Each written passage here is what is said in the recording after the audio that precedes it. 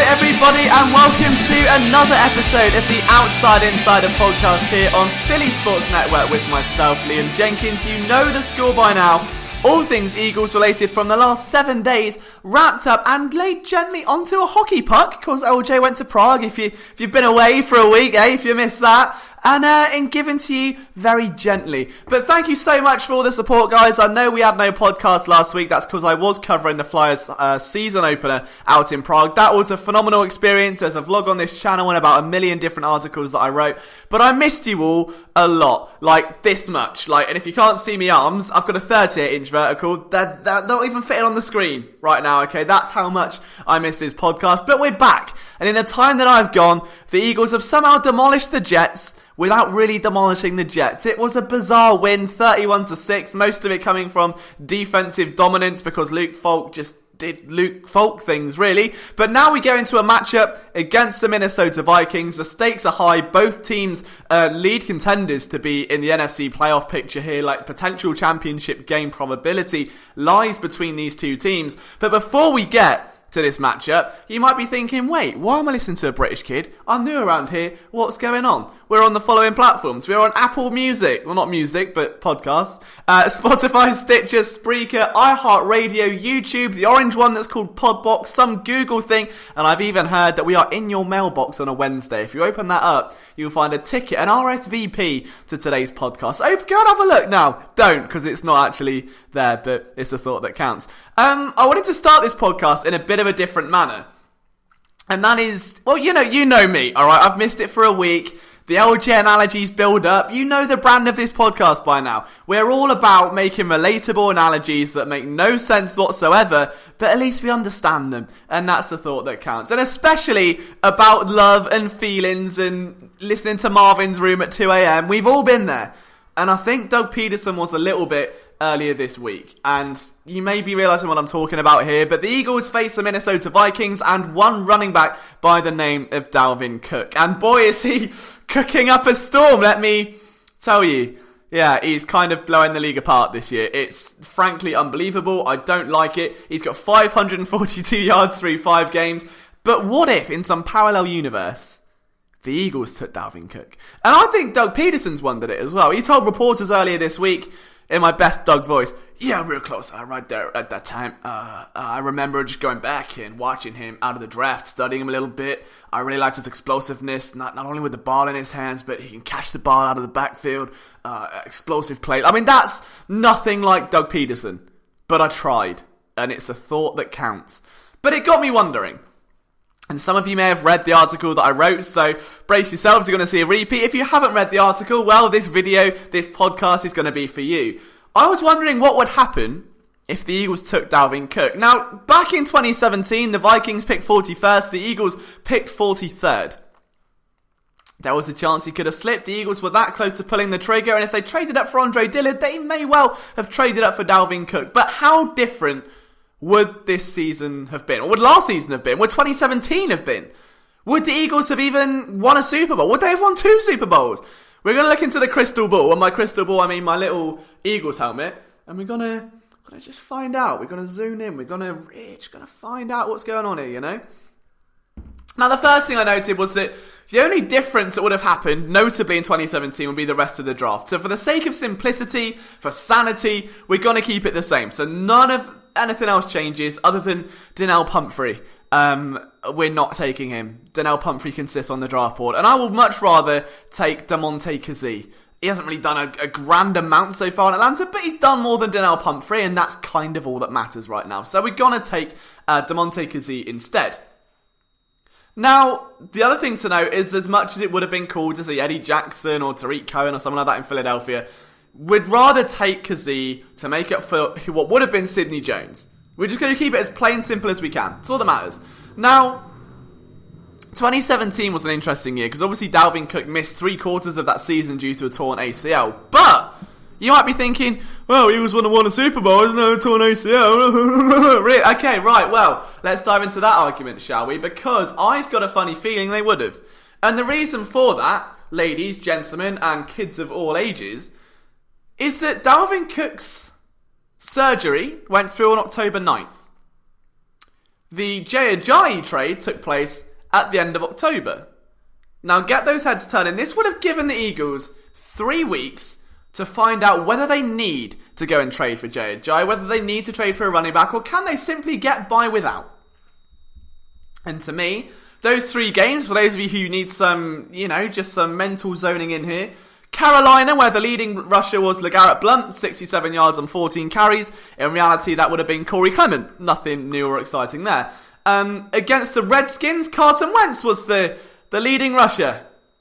That was good. 63 yards on 8 carries, so they would have been fine without Dalvin Cook there. And then the Niners, Corey Clement, 54 yards, 10 carries. He can do that again. That's no real change. So I think, if I'm honest, the Eagles still go out and trade for Ajayi. It still pans out the same way. And as opposed to just not having other running backs for a bit, you just lose. You lose out on Dalvin Cook. Now you can argue LeGarrette Blount played a much bigger role, but if I'm honest, I think they might have snuck by. They might have snuck by. The 2017 window may have been the most likely to not be a Super Bowl, but 2018, last year, we're going to have fun now. So back into the crystal ball we go.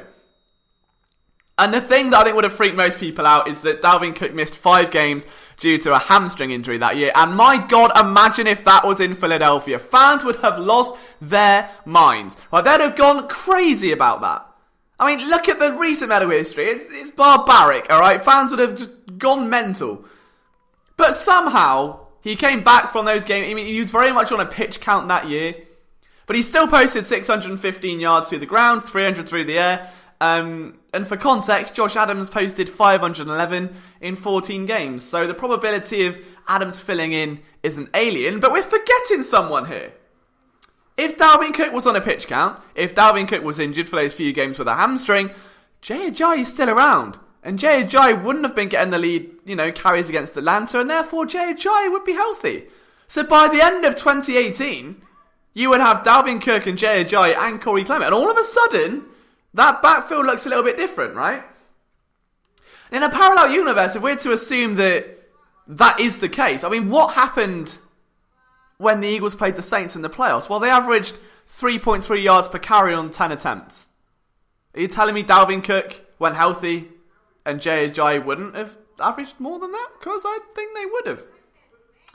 And to be frank here, I mean, Cook missed most of his action earlier in the season. He mustered 4 consecutive games of 10 carries or more and a third of his total receiving total in those final 4 games. Now, I don't want to be that guy, but Dalvin Cook also played the Patriots in Week 9 and he had 84 yards on 9 carries and 8 receptions in the process, which is better than Todd Gurley's 35 yards in the Super Bowl. Again, I'm just playing devil's advocate.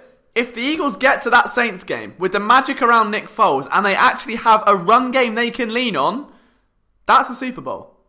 I've got no harm in saying that. And this isn't a case of me looking back going, oh, Liam, stop longing for the past. Like, I'm just playing, it's fun. It's fun to look at Doug Peterson being that close to Dalvin Cook. We know what he's now doing with Jordan Howard. We know what he's doing with Miles Sanders. How different would this backfield have looked? Would they have had a rushing identity? And I think they would have won a Super Bowl. Now, in 2019, obviously we know what the future holds here with Jordan Howard. He's looking great. That wouldn't have happened. And also the Eagles took Miles Sanders with the 53rd overall pick. So, we can't be having that. We've got ourselves Dalvin Cook to worry about. So, what we're going to do, for the sake of this debate, is we're going to trade pick 53 with the Bengals. Okay, the Bengals pick 1 step ahead. They can now pick 1 step back. They can double up. Maybe add someone like cornerback Ronnie Johnson to a still bizarrely weak secondary. And what would they give up? Well, I looked at the NFL draft chart, the value maker, where every pick's got points, and pick 53 is worth 370. The pick swap takes 5. That's down to 365. Pick 73 is worth 230 points. Devin Singletary, my sweet prince, come on down. Oh, isn't that a bit juicy? Dalvin Cook, Devin Singletary. Tell me you're not. Tell me you're not a bit flustered now. Tell me not even a little bit flustered. It gets better though, because also included in that trade, we still got, 100 points to make up. So pick 136, that's worth 38 points. Did someone say Riley Ridley in the 4th round? I think they did. I think they did. I think they said Riley Ridley. I think they did. And now we're going to have Singletary. We're going to have Cook. We're going to have Riley Ridley. We'll keep our Sega Whiteside for the hell of it. It could be worse. And then we'll take a 4th rounder for next year just for the hell of it. I like that. I think that is a good alternate universe to live in. Because if you're not flustered already, if you want some 50 Shades of Grey content, right, here's how the Eagles' backfield would line up in this theoretical universe. 2019, at least on the back of one Super Bowl. Would they have done it in 2017 with Dalvin Cook injured? I don't know. I don't want to say yes for the sake of clickbait. I think there's a chance, probably a high chance they would have lost it if it was just on Ajayi and Clement. But 2018, I think they would have won it. In 2019, they go into the season with a backfield of Dalvin Cook, Devin Singletary, Corey Clement, and Darren Sproul. Sorry, don't mind me. Just getting a bit flustered, guys. Just a little bit hot under the collar here.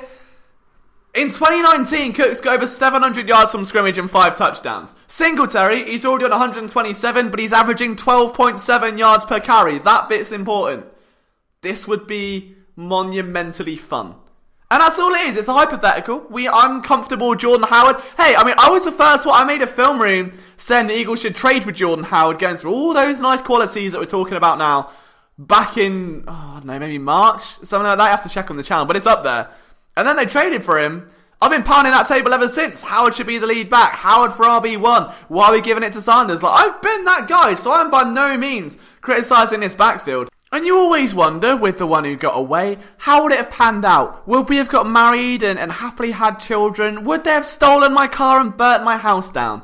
Some of us will never know. Some of us try to find out. Some of us probably already are finding out. And hopefully your car and your home remains unburnt and unstolen.